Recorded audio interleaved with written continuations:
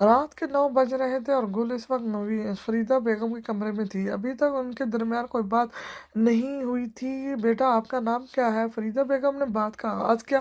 گل نام ہے میرا، گل نے مسکرا کر جواب دیا۔ ماشاءاللہ بہت پیارا نام ہے، فریدہ بیگم نے مسکرا کر کہا۔ ان کی بات پر گل بھی مسکرا دی۔ آپ کے گھر والے کہاں ہوتے ہیں؟ فریدہ بیگم کے سوال پر گل نے سختی سے اپنے لب دانتوں تلے دبائے۔ اللہ تعالیٰ کے پاس، گل کہتی ہی نیچے جھکی کر فریدہ بیگم کو ایسے لگے کہ جیسے کچھ چیز نیچے سے اٹھا رہی ہے، مگر اس نے جلدی سے اپنی آنکھوں میں آئے ہوئے آنسو صاف کیے اور واپس اوپر اٹھی۔ بہت افسوس ہوا سن کر، اللہ ان کی مغفرت کرے۔ گل کی بات سن کر فریدہ بیگم نے کہا آمین، گل نے کہا، اور اسی وقت دروازے پر دستک ہوئی اور ملازمہ اندر آئی۔ گل بی بی سر کہہ رہے ہیں کہ آپ آ کر کھانا کھا لیں۔ ملازمہ نے اندر آ کر کہا مجھے بھوک نہیں ہے۔ گل نے ملازمہ کی بات سن کر کہا جبکہ بھوک تو اسے بہت لگی تھی، صبح کا ناشتہ صرف اس نے کیا تھا اور اب رات ہو گئی تھی، مگر گل اپنی بدتمیز سر بقول گل کی شکل بھی نہیں دیکھنا چاہتی تھی۔ بیٹا کھانے سے انکار نہیں کرتے، جاؤ جا کر کھانا کھا لو۔ گل کے انکار پر فریدہ بیگم نے نرمی سے اس سے کہا تو گل کو مجبوراً اٹھنا پڑا۔ گل کمرے سے باہر آئی اور کھانے کی میز پر گئی جہاں دامیر چیئر پر بیٹھا ہوا تھا جبکہ اذلان کسی ضروری کام سے باہر گیا تھا۔ گل نے کھانے کی میز دیکھی جہاں مختلف قسم کی ڈشز رکھی ہوئی تھی۔ گل کی آنکھوں کے سامنے وہ مناظر آیا جب اس کے اپنے گھر میں بھی اسی طرح کے کھانے کی میز سجی ہوتی تھی۔ اتنا کچھ کیوں بنا لیتی ہیں آپ مما؟ ویسے سچ سچ بتائیں کسی کے لیے اتنا اہتمام کرتی ہیں؟ گل نے شرارت سے نائلہ بیگم گل کی والدہ سے پوچھا تو انہوں نے ایک تھپڑ اس کے کندھے پر رسید کیا۔ اللہ کا شکر ادا کیا کرو بیٹا، کچھ ایسے لوگ بھی ہوتے ہیں جن کے پاس کھانے کے لیے کچھ نہیں ہوتا اور آپ کو ایسی شرارتیں سوچتی رہتی ہیں۔ نائلہ بیگم نے اسے سمجھاتے ہوئے کہا مس گل کہاں کھو جاتی ہیں آپ؟ کھانا کھائیں آ کر۔ دامیر نے اسے مسلسل کسی سوچ میں گم دیکھ کر کہا تو گل ماضی کی سوچوں سے باہر نکلی۔ جی، گل نے سوچوں سے باہر آ کر ناسمجھی سی دامیر کو دیکھتے ہوئے پوچھا کن سوچوں میں گم ہو جاتی ہیں آپ؟ دامیر نے گہری نظروں سے اسے دیکھتے ہوئے کہا تو گل خاموشی سے چیئر پر بیٹھ گئی۔ کسی بھی نہیں، بس ویسے ہی، گل نے بات کو ٹال مٹول کر دیا۔ دامیر نے ایک نظر اسے دیکھا اور کھانا شروع کیا جبکہ گل دوبارہ کسی سوچ میں گم ہو چکی تھی۔ مس گل کھانا کھائیں۔ دامیر کی آواز پر وہ سوچوں سے باہر نکلی اور سر ہلاتی تھوڑے سے چاول اپنی پلیٹ میں ڈالے۔ گل نے کھانے کے بجائے پلیٹ میں چمچ ہلانا شروع کر دیا تھا۔ مس گل میں آپ سے ایک بات پوچھوں؟ دامیر نے اسے پلیٹ میں چمچ ہلاتے دیکھا تو پوچھا اب بھی کچھ اور پوچھنا باقی ہے؟ گل نے اس کی بات سن کر طنز کیا۔ اس کے طنز پر دامیر کے چہرے پر ایک دلکش مسکراہٹ آئی جسے گل نے تو ایک پل کو وہ اس کی مسکراہٹ میں کھو سی گئی مگر جلد ہی خود کو سنبھالا۔ کیا آپ کسی کو پسند کرتی ہیں؟ گل جو دوبارہ پلیٹ میں چمچ ہلانا شروع کر چکی تھی، دامیر کی بات سن کر اس کا چمچ ہلاتا ہاتھ رکا اور اس کی آنکھوں کے سامنے ایک عکس لہرایا۔ کون تھا وہ جس کی یاد میں اس کی آنکھوں میں آنسو آتے تھے؟ وہ تو گل کی محبت تھا جسے گل نے خود سے بھی زیادہ چاہا تھا اور بھروسہ کیا تھا۔ گل کی آنکھوں کے سامنے وہ عکس آنے سے آنکھوں میں آنسو آ گئے۔ گل نے جلدی سے اپنے آنسوؤں کو اندر دھکیلا اور دامیر کی طرف دیکھا۔ دیکھیں مسٹر ایکس وائی زی، آپ ابھی گل آگے کچھ کہتی کہ دامیر بول پڑا دامیر نام ہے میرا، دامیر نے اسے بتایا تو گل نے ضبط سے آنکھوں اور دونوں ہاتھوں کی ہتھیلیاں زور سے بند کی جیسے وہ بہت ضبط سے یہاں بیٹھی ہو۔ مسٹر دامیر، میں یہاں جاب کرنے آئی ہوں نہ کہ آپ کے ایسے سوالوں کے جواب دینے، لہذا آپ میری پرسنل میٹرز میں انٹرفیئر مت کیا کریں۔ گل زبردستی کی مسکراہٹ چہرے پر سجائے دانت پیس کر بولی اور چیئر سے اٹھ گئی۔ مطلب آپ کسی کو پسند کرتی ہیں؟ دامیر نے مانو اس کے ضبط کو آزمایا تھا۔ گل رکی اور اس کی طرف مڑی۔ آپ کا اس بات سے کوئی کنسرنس نہیں مسٹر دامیر کہ میں کس کو پسند کرتی ہوں یا نہیں، so stay in your limits, گل ضبط سے کہہ کر جانے لگی جبکہ گل کی بات پر دامیر کو شدید غصہ آیا۔ ابھی وہ گل کو کچھ کہتا کہ باہر سے اذلان اور اس کے ساتھ ایک خوبصورت شخص داخل ہوا جو دیکھنے میں اذلان اور دامیر جتنا ہی لگتا تھا۔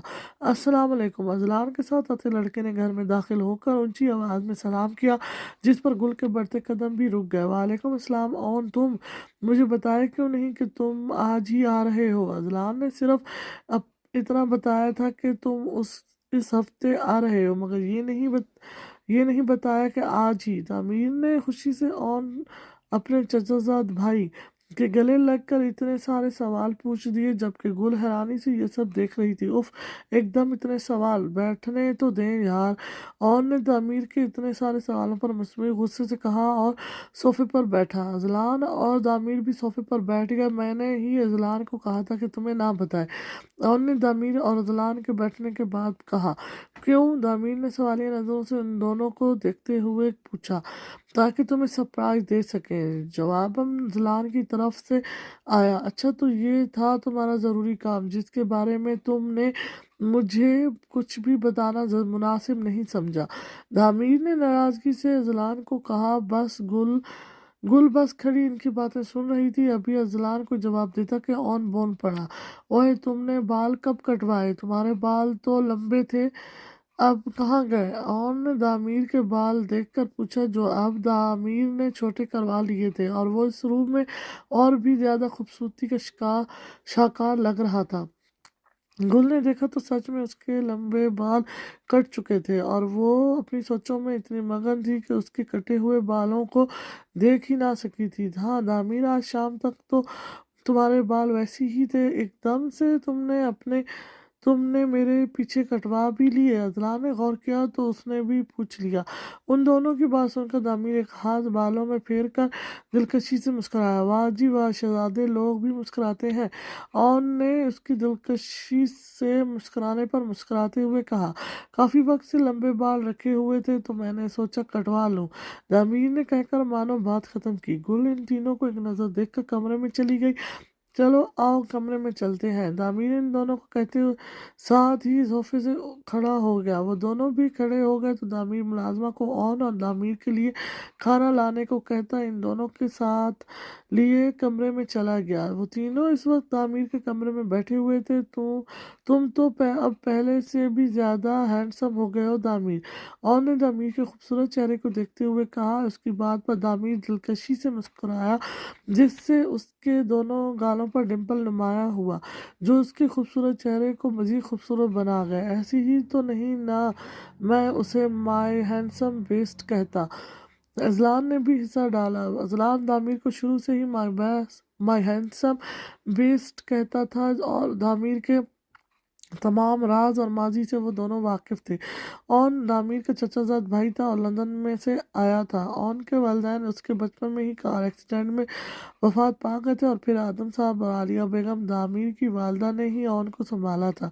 12 سال کی عمر میں تعمیر اور کی دوستی اذلان سے ہوئی اسکول میں۔ اذلان شروع سے یتیم خانے میں پلا تھا۔ اذلان کے والدین کی ڈیتھ کے بعد اذلان کے تایا تائی نے اذلان کو اپنے گھر میں رہنے سے انکار کر دیا اور یتیم خانے داخل کروا دیا، مگر اذلان پر اتنا احسان ضرور کر دیا کہ وہ ایک اچھے اسکول میں پڑھے، اور اس کا داخلہ ایک اچھے اسکول میں کروا دیا جہاں اور تعمیر پڑھتے تھے۔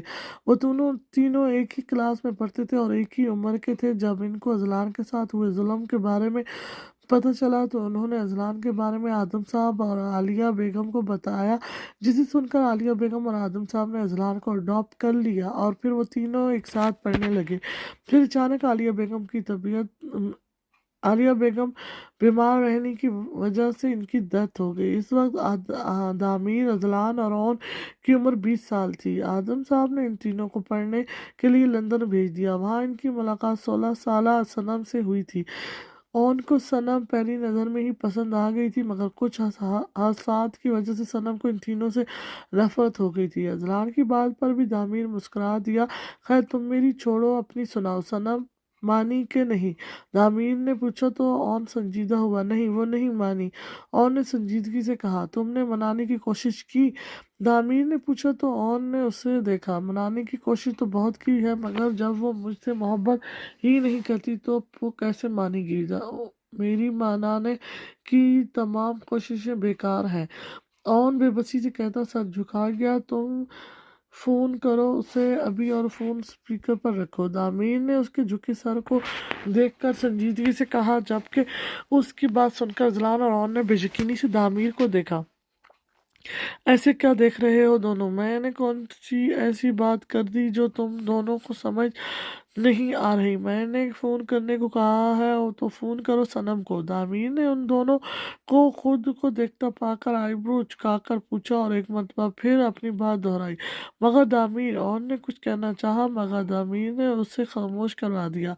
और ने बेबसी से अजलान को देखा और सनम को कॉल मिलाई और फ़ोन स्पीकर पर रखा। हेलो, दूसरी फ़ोन उठाते ही मसरूफ़ सी आवाज़ स्पीकर से गूंजी।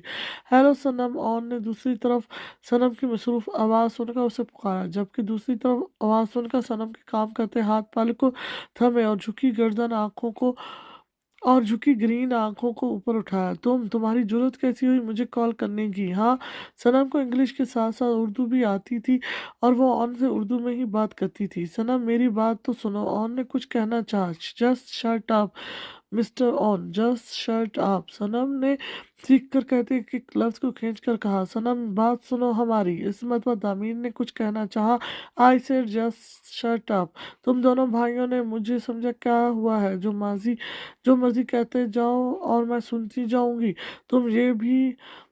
ये तुम दोनों की भूल है, समझे? एंड यू माई मिस्टर दामीर आदम, आइंदा मुझसे बात करने की कोशिश मत करना, क्योंकि मैं तुम्हारी आवाज़ तक सुनना नहीं चाहती। एंड मिस्टर अजलान, मैं जानती हूँ तुम सब सुन रहे हो, तो नेक्स्ट टाइम इन दोनों को समझा देना कि मुझसे बात करने की कोशिश मत करें। एंड मिस्टर ऑन, आप आइंदा मुझे कॉल करने की कोशिश की तो मुझसे बुरा कोई नहीं होगा।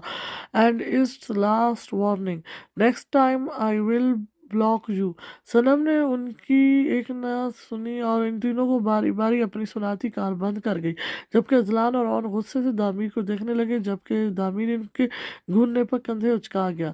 रात के 1 बज रहे थे और गुल को बहुत भूख लगी हुई थी, क्योंकि उसने दामिर के सामने कुछ नहीं खाया था और अब उससे सख्त भूख का एहसास हो रहा था। वो उठी और दुपट्टा सर पर लिया और कमरे से बाहर आ गई। वो अंधेरे में किचन ढूंढ रही थी कि चलते चलते किसी से टकरा गई। इससे पहले कि वो चीख मारती, दामिर ने उसके मुंह पर हाथ टकाकर उसकी चीख को गला घोंटा और बाजू से पकड़कर दीवार के साथ लगा दिया, जबकि गुल खौफ से अपने ऊपर झुके उस ध्येय को देख रही थी, जिसकी सिर्फ नीली या खूबसूरत आंखें ही नजर आ रही थी। रात के इस पर किसी अजनबी के साथ उसे खौफ महसूस हो रहा था और उस खौफ से उसकी आंखों से आंसू टूटकर गाल पर बहा, जो दामिर के हाथ पर गिरा। दामिर को एहसास हुआ कि अब वो रोने लगी है, तो जल्दी से बोल पड़ा, बेवकूफ़ लड़की, रोना बंद करो, ये मैं हूँ दामिर, खबरदार जो रोई। दामिर ने सख्ती से कहा तो वो और जोर से रोने लगी, मगर उसके मुंह पर दामिर का हाथ था, जिस वजह से अब उसे दम भी घुटता महसूस हो रहा था। दामिर ने आस्ते से अपना एक हाथ उसके मुंह से हटाया, जबकि दूसरा हाथ उसका गुल के दाएं जानिब दीवार पर था। अब बताओ, रात के इस वक्त यहाँ क्या कर रही थी? दामिर ने उसके चेहरे से हाथ हटाकर सख्ती से पूछा, जबकि वो अभी भी रो रही थी। शट अप, रोना बंद करो। वो गुल को मुसलसल रोता देख अपना दूसरा हाथ गुस्से से गुल के दाईं जानिब दीवार पर मारता है कि गुल एकदम डर गई और रोना बंद किया और खौफ से दामिर को देखने लगी। दामिर के दोनों हाथ गुल के दाएं और बाएं जानिब दीवार पर थे और गुल मुकम्मल उसकी कैद में थी। बताओ अब, दामिर ने इस दफ़ा कुछ नरमी से पूछा। मुझे भूख लगी थी, गुल ने बच्चों की तरह बताया, तो दामिर के चेहरे पर मुस्कुराहट नुमाया हुई, जिसको गुल अंधेरा होने की वजह से देख ना सकी थी। जाओ जाकर खा लो, दामिर कहती ही उससे पीछे हुआ, जबकि गुल किचन में जाने की बजाय वापस कमरे की तरफ भागी थी। बेवकूफ़ लड़की, जब मैंने रात को कहा था कि खा लो तब खाया नहीं और अब भी बगैर खाए चली गई है। दामिर ने उसको वापस कमरे की जानिब भागता देख सर झटक कर हंस कर कहा। दामिर को एक ताकतवर गैंगस्टर का पता चला था, मगर वो गैंगस्टर इस वक्त किस जगह मौजूद है उसे ये नहीं पता था। मगर बहुत कोशिश करके अजलान और दामिर को इस शहर में मौजूद इस गैंगस्टर का एक बंदा ज़रूर मिल गया था, जिससे वो आज पूछना चाहता था कि वो गैंगस्टर कहाँ है। मगर गुल उठ चुकी थी, तो उसने ये मुनासिब नहीं समझा कि वो इस वक्त जाकर उस बंदे से कुछ पूछे, क्योंकि इतनी आसानी से कोई बताता नहीं था जब तक बेस्ट उसे कोई डोज ना दे। फरीदा बेगम तो रात को दवाइयाँ खाकर गहरी नींद सो जाती थी और तमाम मुलाजमी दिन भर काम करके थक चुके होते थे और दिन भर काम की थकन से इन्हें कुछ नहीं पता चलता था। जबकि अब गुल उठ चुकी हुई थी और दामिर कोई रिस्क नहीं ले सकता था, तो उस बारे में तो उसने ये मामला कल पर छोड़ा और खुद भी अपने कमरे में चला गया। اور رات کو کمرے میں آنے کے بعد خوف سے روتی روتی خود ہی سو گئی تھی۔ صبح ہرمین کا اسے فون آیا تھا تو اس کا دل ہرمین سے ملنے کو کیا۔ اس نے دامیر سے اجازت لینے کا سوچا مگر اس میں ہمت نہیں ہو رہی تھی۔ صبح ناشتے کی میز پر جب وہ تینوں ناشتہ کر رہے تھے تو وہ وہاں آئی۔ سر مجھے آپ سے ضروری بات کرنی ہے، گل نے اتنی تیزی سے کہا تھا کہ تینوں اس کی طرف متوجہ ہو گئے اور دامیر نے آئی برو اچکا کر گل کو دیکھا۔ وہ مجھے بات کرنی ہے ضروری، گل نے ان تینوں کو خود کو دیکھتے پا کر دوبارہ کہا اور لب دانتوں میں دبا گئی۔ دامیر تم نے ان کا تعارف نہیں کروایا، کون ہے یہ؟ اس سے پہلے کہ دامیر کوئی جواب دیتا اون بول پڑا، یہ گرینی کے لیے یہاں آئی ہیں، ان کا خیال رکھیں گی اور ان کی ہر ضرورت کا خیال رکھیں گی۔ دامیر نے گل کو دیکھتے ہوئے کہا جس کی نظریں جھکی ہوئی تھی۔ او اچھا۔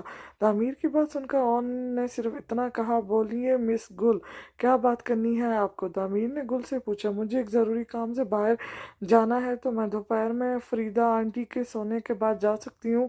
گل نے بغیر بات گھمائے کہا، اگر آپ کو کسی چیز کی ضرورت ہے تو آپ بتا دیں، آپ کو یہاں مل جائے گی، اور اگر یہاں نہ بھی ہوئی تو آپ کو منگوا دیں گے۔ گل کے بات سن کر دامیر نے کہا، نہیں مجھے کسی چیز کی ضرورت نہیں ہے، بس تھوڑی دیر کے لیے ایک کام سے جانا ہے۔ گل نے جلدی سے کہا، کہیں وہ خود سے آئی کچھ سوچ نہ بیٹھے اور اسے اجازت ہی نہ دے۔ کس ضروری کام کے لیے؟ دامیر نے گل کو دیکھتے ہوئے کہا۔ گل کو دامیر کے سوال پر شدید غصہ آیا۔ کیا اس گھر میں پرائیویسی نام کی چیز نہیں ہے؟ میں آپ کو پہلے بھی بتا چکی ہوں مسٹر دامیر کہ میری لائف میں انٹرفیئر مت کیا کریں، میں جو مرضی کروں، اس سے آپ کا کوئی کنسرن ہے؟ مجھے صرف اجازت کی ضرورت ہے، اس کے بعد پوچھنے کا حق نہیں رکھتے کہ میں کہاں جا رہی ہوں، کیا کر رہی ہوں۔ گل سرخ ہوتے چہرے کے ساتھ دامیر کو بہت کچھ سنا چکی تھی، جبکہ گل کی اتنی زبان درازی پر اذلان اور اون حیرت سے گل کو دیکھ رہے تھے جو دامیر کو اتنا کچھ کہہ چکی تھی، کیونکہ گل کی جگہ کوئی اور اس وقت ہوتا تو دامیر اسے زندہ زمین میں گاڑ چکا ہوتا۔ دامیر نے بہت غور سے اس کے غصے بھرے انداز کو دیکھا۔ خیر، اتنی فضول گوئی کرنے کی اجازت میں آپ کو بالکل نہیں دیتا مس گل، آپ ابھی یہاں سے جا سکتی ہیں۔ دامیر آرام سے کہتا، گل کے ساتھ ساتھ اذلان اور اون کو بھی حیران چھوڑ چکا تھا۔ مگر مجھے یہ تو بتا دیں کہ میں جا سکتی ہوں کہ نہیں، گل نے ضبط سے کہا، اس کا جو پہلے ہی چہرہ سرخ ہو چکا تھا اور سرخ ہو گیا غصے سے۔ کتنے وقت کے لیے جانا ہے؟ دامیر نے سنجیدگی سے پوچھا۔ 1.5 گھنٹے کے لیے، گل نے اس مرتبہ آرام سے کہا۔ اوکے، چلی جائیے گا، دامیر نے آرام سے کہا تو گل شکر کا سانس لیتی وہاں سے جانے لگی۔ مس گل، ناشتہ نہیں کریں گی آپ؟ دامیر نے رات کو اس کی معصومیت سے کہی بات کو یاد کر کے مسکراہٹ دبا کر کہا، جبکہ گل کو اس کی بات کا ایک مرتبہ پھر غصہ آ گیا اور اس کی طرف پلٹی۔ نہیں، مجھے بھوک نہیں، گل نے دانت پیس کر کہا۔ دامیر نے گل کی بات پر آئی برو چکا کر اسے دیکھا، جیسے کہہ رہا ہو کہ کل رات کو تو بہت بھوک لگی تھی اور اب نہیں۔ مس گل، آپ انسان ہیں؟ دامیر نے حیران ہونے کی مکمل اداکاری کر کے کہا تھا۔ واٹ؟ دامیر کی بات پر گل کو حیرت کا جھٹکا لگا۔ اس میں حیران ہونے والی کیا بات ہے مس گل؟ جب بھی آپ سے پوچھو تو آپ یہی کہتی ہیں مجھے بھوک نہیں۔ انسانوں کو تو اب بھوک لگتی ہے نا، مگر آپ کو نہیں لگتی ہی نہیں۔ دامیر کا دل چکا کر کہتا، گل کو مزید غصہ دلا چکا تھا۔ گل ایک گھوری دامیر کو ڈال کر بغیر کچھ کہے وہاں سے چلی گئی، جبکہ اذلان اور اون اب اسے مشکوک نظروں سے گھور رہے تھے، جن کو نظر انداز کرتے ہوئے وہ ناشتے میں مصروف ہو چکا تھا۔ دوپہر کا وقت تھا۔ گل فریدہ بیگم کے سو جانے کے بعد ہرمین سے ملنے چلی گئی۔ اون اپنے کمرے میں تھا، جبکہ اذلان اور دامیر ابھی گھر آئے تھے آفس سے ایک ضروری کام کے لیے۔ ابھی وہ گھر میں آئے ہی تھے کہ مہک کی چیخیں انہیں سنائی دی۔ وہ دونوں جلدی سے مہک کے کمرے میں گئے اور نرس کو باہر جانے کا کہا، کیونکہ وہ ہر روز مہک کو نیند کے انجیکشن لگا کر سلوا نہیں سکتی تھے، کیونکہ وہ چاہتے تھے کہ مہک ٹھیک ہو جائے جلد سے جلد۔ مہک اپنے ہاتھ بیڈ پر مارتے روتی ہوئی چیخ چلا رہی تھی۔ دامیر نے جا کر اس کے بیڈ پر مارتے ہاتھوں کو پکڑا۔ ریلیکس مہک، ریلیکس، دامیر نے مہک کے ہاتھوں پر زور دیتے ہوئے کہا، مگر مہک قابو نہیں ہو پا رہی تھی۔ دامیر نے اب مہک کا چہرہ ہاتھوں میں تھاما اور اذلان نے مہک کے ہاتھوں کو پکڑ لیا۔ مہک دیکھو ادھر دیکھو مہک کے کچھ نہ سننے پر دامیر نے ذرا دباؤ ڈالا تو مہک ایک دم رکی اور ساکھ نظروں سے دامیر کو دیکھنے لگی۔ چھوڑو छोड़ो मुझे, कौन हो तुम दोनों, छोड़ो मुझे। महक इन दोनों को खौफ से देखते हुए कांपती हुई आवाज में कहती दोबारा से रो दी, खामोश हो जाओ, मैं दामिर हूँ और ये अजलान, तुम्हें यहाँ कोई कुछ नहीं कहेगा, तुम महफूज हो यहाँ। दामिर ने उसके चेहरे पर थोड़ा दबाव डालकर कहा। महक ने दामिर के हाथ अपने चेहरे से हटाने के लिए उठाने चाहे, मगर उसके हाथ किसी और के हाथों में थे। महक ने देखा तो अजलान ने उसके दोनों हाथ थामे हुए थे और उसे ही देख रहा था। छोड़े मुझे, महक ने रोते हुए अजलान के हाथों से अपने हाथ आज़ाद करवाने चाहे, मगर अजलान ने उसके हाथों पर गिरफ्त और मजबूत की कि कहीं वो फिर से पहले जैसे चीखे ना लग जाए। महक ने चेहरे को दाएं बाएं कहलाकर अपना चेहरा दामिर की गिरफ्त से आज़ाद करवाना चाहा, जिसे समझकर दामिर ने उसके चेहरे को छोड़ा। महक ने हाथ भी छुड़वाने चाहे, मगर अजलान ने यह मुमकिन ना होने दिया। कौन दामिर? मैं किसी दामिर को नहीं जानती, और छोड़ो मुझे, छोड़ो मेरे हाथ, मुझे अपने घर जाना है, महक ने गुस्से से चीख कर कहा। अजलान ने उसके हाथ छोड़ दिए। देखो तुम्हारा अब यही घर है, ना तो अब तुम्हारा घर रहा है और ना घर वाले, दामिर ने आराम से बताया। महक को एक मरतबा फिर से सब याद आया तो उसकी आंखों में आंसू आ गए। आई होप कि तुम समझ चुकी होगी, दामिर ने कहा। तो महक ने कुछ नहीं कहा, बल्कि आंखों से आंसू निकलने लगे थे। दामिर ने लब भेजकर उसे देखा, जबकि अजलान खामोशी से महक को देख रहा था। थोड़ी सी नरमी दिखाने पर ही महक नॉर्मल हो गई थी। मुझे यहाँ नहीं रहना, महक ने थोड़ी देर बाद सू सू करते हुए कहा। देखो बेटा, तुम यहाँ से कहीं नहीं जा सकती, समझी? इस मरतबा अजलान ने कहा तो महक उसके बेटा कहने पर उसे हैरानी से देखने लगी कि क्या वो 8 साल बच्ची है जिसे वो बेटा कह रहा है। क्यों अंकल, क्यों नहीं जा सकती? महक ने भी उसी के अंदाज में जवाब दिया, जबकि अजलान खुद के लिए अंकल का लफ्ज सुनकर हैरानी से उसे देखने लगा और दामिर का कहका बुलंद हुआ। अंकल? मैं तुम्हें कहाँ से अंकल लगता हूँ? अजलान ने महक को घूरते हुए कहा। तो मैं आपको कहाँ से बच्ची लगती हूँ? महक ने भी उसी के अंदाज में कहा। तो एक मरतबा दामिर फिर कहका लगाकर हंस पड़ा, जबकि इस मरतबा महक के अंदाज पर अजलान के चेहरे पर भी मुस्कुराहट आ गई। उम्र क्या है तुम्हारी, उस लिहाज से मैं तुम्हें बुलाऊंगा, अजलान ने नरमी से कहा। 20 साल, महक ने कहा। 9 साल छोटी हो मुझसे, अजलान ने बताया। इस लिहाज से फिर अंकल ही कहना चाहिए, महक ने अजलान की बात सुनकर मुंह बनाकर कहा, जबकि महक की बात सुनकर अजलान ने उसे घूरा तो दामिर हंस पड़ा। भाई बोल तो यही बेहतर है, अजलान ने महक को घूरते हुए कहा। ओके अजलान भाई, महक ने धीमे से मुस्कुराकर कहा तो अजलान भी मुस्कुरा दिया। महक अब काफ़ी हद तक इनके साथ कंफर्टेबल महसूस कर रही थी। वो दोनों महक को रेस्ट करने का कहते हुए खुद बाहर चले गए, जबकि महक बेड पर लेटकर अपने माजी को सोचने लगी। थोड़ी सी नरमी और मोहब्बत ने उसे काफ़ी हद तक नॉर्मल कर दिया था, जबकि ऑन महक की चीखें सुनकर उसे लिए नहीं इसलिए नहीं आया था क्योंकि दामिर और अजलान जानते थे कि वो अपने कमरे में हेडफोन्स लगाए सॉन्ग सुन रहा होगा और उसे किसी की आवाज़ नहीं आ रही होगी। हरमीन और गुल एक रेस्टोरेंट में बैठी हुई थी। तुम क्या अब भी दाऊद से मोहब्बत करती हो? हरमीन ने गुल को किसी सोच में गुम देख पूछा। हरमीन की बात सुनकर गुल हंस पड़ी। इस उस बेरहम को कभी भूल ही नहीं पाई, और तुम पूछ रही हो कि अब भी उससे मोहब्बत करती हो? गुल ने नीम आंखों से हंसते हुए कहा। 6 माह पहले वो मुझे छोड़कर जा चुका है, मुझे धोखा देकर, मुझे चीट करके, मेरी मोहब्बत का मान तोड़कर, मुझसे मेरा सब कुछ छीन कर वो जा चुका है, मगर मैं आज तक उसे भूल ही नहीं पाई। उसकी मोहब्बत मेरे दिल में अब तक जिंदा है। गुल ने तकलीफ से कहते हुए सर झुका लिया। आंसू टूटकर गाल पर बहा। उसे भूल जाओ गुल, भूल जाओ, ये समझ कर के वो एक तकलीफ दे ख्वाब था और कुछ नहीं। हरमीन ने उसकी टेबल पर रखे हुए हाथ पर अपना हाथ रखकर कहा। गुल ने अपना हाथ उसके हाथ से निकाला और उठ गई। मैं चलती हूँ, सर ने बस इतना ही वक्त दिया था, गुल कहती वहां से चली गई, जबकि हरमीन बेबसी से बस उसकी पुश्त को देखती रह गई। गुल के पास हरमीन के सवाल का कोई जवाब नहीं था। वो क्या समझाती अब हरमीन को कि जब किसी की मोहब्बत दिल में बस जाए तो उसे निकालना बहुत मुश्किल होता है, और यही हाल गुल का था। गुल आहिस्ता आहिस्ता सड़क पर चलती हुई घर जा रही थी। सड़क पर उस वक्त कोई गाड़ी नहीं थी और ना कोई इंसान। घर थोड़ा ही दूर था।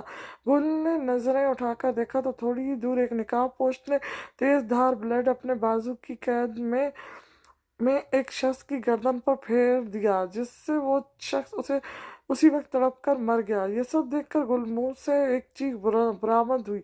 चीख की आवाज सुनकर अजलान ने एकदम गुल की तरफ देखा तो वो मुंह पर हाथ रखे सब देख रही थी। खौफ से आंखों से आंसू बह निकले। अजलान का आधा चेहरा निकाब से ढका हुआ था, जिस वजह से गुल अजलान को पहचान ना नहीं पाई थी। गुल ने अजलान के आधे निकाब से ढके चेहरे को देखा। अजलान की सिर्फ आंखें ही नजर आ रही थी। अजलान को खुद को देखता पाकर गुल खौफ से पीछे कदम लेती वापस पीछे की ओर भागी, और वो बगैर पीछे देखे भागी जा रही थी। उसे ना आगे की होश थी और ना पीछे की। आंखों से आंसू बह रहे थे। भागते भागते वो किसी से टकरा गई। अगर वो उसे बर वक्त ना पकड़ता तो वो नीचे गिर जाती। गुल ने अपनी रोई रोई आंखों से लबरेज डार्क ब्राउन आंखें उठाकर उस शख्स को देखा। आंसुओं की वजह से उसकी आंखें धुंधला गई थी। उसकी आंखों से आंसू टूटकर जब गाल पर बहे तो उसको वही नीली खूबसूरत आंखें दिखी और निकाब से आधा ढका हुआ चेहरा। इन नीली आंखों को देखते हुए गुल के लबों से बस यही नाम निकला, दाऊद। गुल ने इन नीली आंखों को देखते हुए आहिस्ता आवाज में कहा और होश हवास से बेगाना हो गई, दाऊद। अमीर ने गुल का कहा नाम दोहराया। गुल ने आस्था से अपनी आंखें खोली तो उसका सर बहुत भारी हो रहा था। उसने अपने इर्द गिर्द देखा तो वो अपने कमरे गेस्ट रूम में बेड पर लेटी हुई थी। उसके आवाज बेदार हुए तो उसे सब याद आ गया। एक नकाबपोश आदमी का किसी को कत्ल करना, फिर उसका वापस पीछे की तरफ भागना और फिर अचानक किसी से टकरा जाना। और जब नज़र उठाकर उस शख्स को देखा तो वो दो नीली आंखें नजर आईं और उसके बाद वो बेहोश हो गई। ये सब याद आते ही वो एक झटके से उठकर बैठ गई और इर्द गिर्द नजरें दौड़ाने लगी। दामीर और अजलान कमरे में खड़े उसे ही देख रहे थे, शायद उसके होश में आने का इंतजार कर रहे थे। वो तेजी से बेड से उतरी, मगर सर चकराने की वजह से वो दोबारा बेड पर बैठ गई। दामीर और अजलान परेशानी से उसकी तरफ बढ़े। गुल फिर से उठी और किसी को ढूंढने लगी। अजलान और दामीर हैरत से बस उसकी कार्रवाई देख रहे थे। मिस गुल, किसे ढूंढ रही हैं आप? दामीर ने गुल को किसी को ढूंढते हुए देखा तो पूछा, जबकि गुल बगैर कोई जवाब दिए पागलों की तरह ढूंढते हुए इन दोनों को दीवानी लगी। कहाँ गया वो, कहाँ? गुल ने रोते हुए अपने सर को पकड़कर कहा, कौन? मिस गुल, आप किसकी बात कर रही हैं? दामीर ने हैरानी से पूछा, दाऊद, कहाँ हो तुम? एक मरतबा फिर मेरी जिंदगी में आकर छोड़कर चले गए, कहाँ गए हो? गुल ने चीखते हुए कहा। वो चीखते हुए इन दोनों को किसी दीवानी सी कम ना लगी। मिस गुल, स्टॉप इट, क्या हो गया है आपको? दामीर ने उसे बाजुओं से पकड़कर जरा सख्ती से कहा, छोड़ो मुझे। मैंने कहा छोड़ो, उसको बोलो वो वापस आए। उसने क्यों मेरे साथ ऐसा किया? एक मरतबा फिर वो छोड़कर चला गया। गुल ने दामीर से अपना आप छुड़वा कर चीखते हुए कहा, जस्ट शट अप, खामोशी से यहाँ बैठे।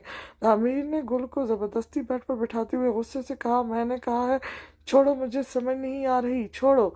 गुल ने रोते हुए चीख कर कहा कर बेड से उठना चाहा, मगर दामीर ने जबरदस्ती उसे वापस बिठाया। खामोशी से यहाँ बैठे। दामीर ने सख्ती से कहते हुए पानी का गिलास उठाया और उसके लबों से लगाया, जबकि वो बेबसी से सब देख रही थी। अजलान इन दोनों पर एक नज़र डालता बाहर चला गया। दामीर ने उसके लबों से पानी का गिलास हटाया तो गुल फिर से रोने स्टार्ट कर चुकी थी। दाऊद। गुल ने रोते हुए दोबारा उसका नाम को पुकारा तो दामीर ने गुस्से से उसे देखा। अब मुझे आपकी आवाज़ बिल्कुल ना आए मिस गुल, वरना मैं बहुत बुरे तरीके से पेश आऊँगा। दामीर ने गुस्से से कहते हुए उसके चेहरे को देखा। क्यों? अब क्या बोलने पर भी पाबंदी है? गुल ने रोते हुए बच्चों की तरह कहा तो उसके अंदाज पर दामीर के चेहरे पर मुस्कुराहट आई और डिम्पल्स नुमाया हुए। मुझे यहाँ कौन लाया है? गुल को याद आया कि वो तो दाऊद की बाहों में बेहोश हो गई थी बकूल गुल के, तो उसे यहाँ कौन लाया? मैं घर आ रहा था तो आप सड़क पर बेहोश पड़ी हुई थी, तो मैं आपको वापस ले आया।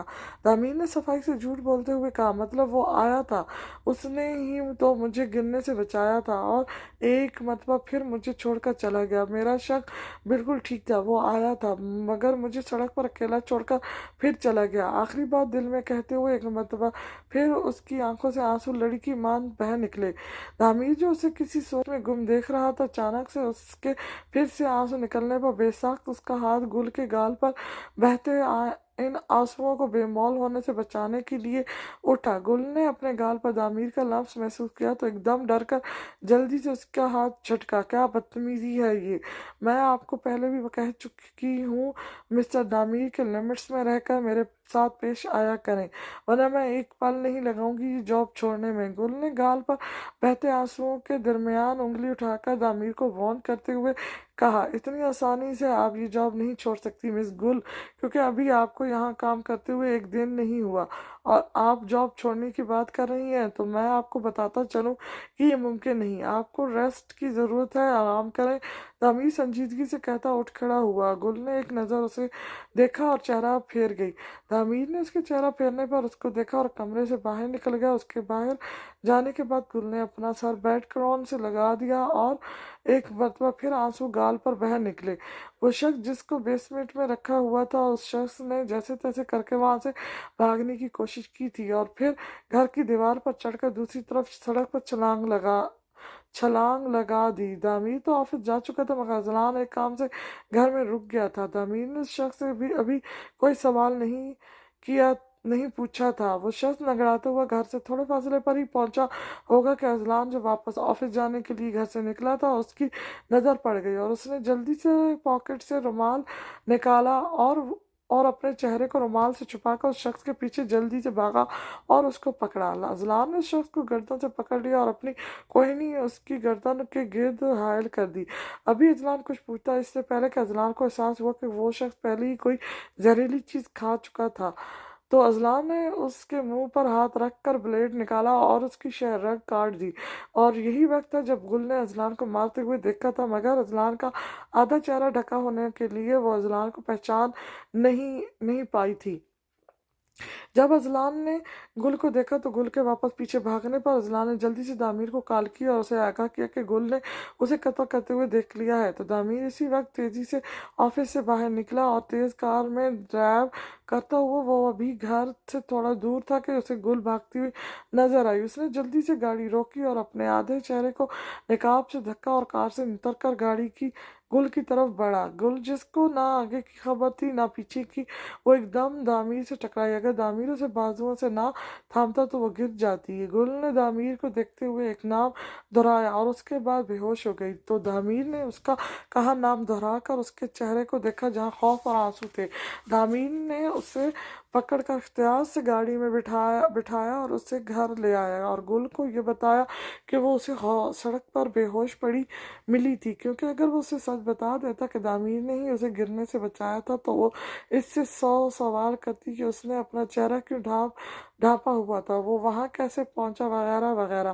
تو دامیر نے اسے سچ نہ بتانے میں ہی عافیت سمجھی، مگر گل کا بار بار داؤد کرنا دامیر کو پسند نہیں آ رہا تھا، تو اس نے گل کو جھڑک بھی دیا تھا، مگر ایک پل کو وہ کافی حیران بھی ہوا تھا کہ وہ داؤد سے دیوانگی کی حد تک محبت کرتی ہے جو ایسے ری ایکٹ کر رہی ہے۔ یہ ساری چیزیں دامیر کے لیے حیران ہونے کے لیے کافی تھیں۔ اذلان مہک کے کمرے میں آیا تو وہ بیڈ پر لیٹی کمرے کی چھت کو دیکھ رہی تھی۔ مہک اٹھو، دوائی کھا لو۔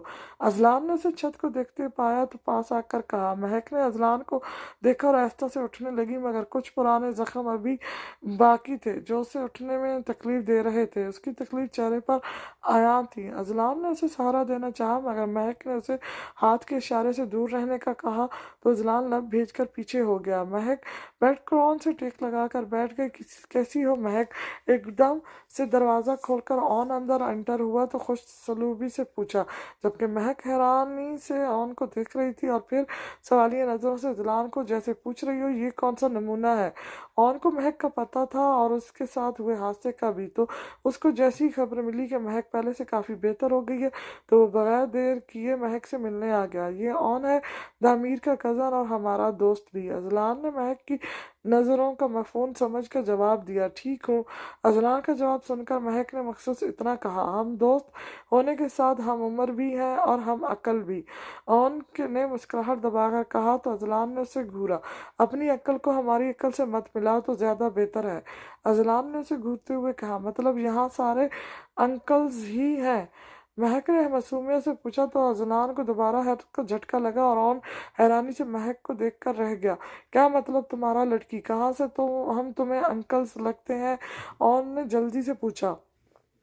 آپ کے دوست نے مجھے اپنی ایج بتائی تھی، تو اس لحاظ سے جب آپ ان کے جتنے ہوئے تو انکل ہی ہوئے نا۔ مہک نے اپنی طرف سے صفائی پیش کی، جبکہ اب تو سب سے زیادہ حیرت کا جھٹکا اذلان کو لگا کہ وہ اس کو انکل سمجھتی ہے، کیونکہ اذلان نے ہی اسے بتایا تھا کہ وہ اس سے 9 سال چھوٹی ہے۔ مہک، میں نے کہا تھا نا کہ تم نے مجھے انکل نہیں کہنا۔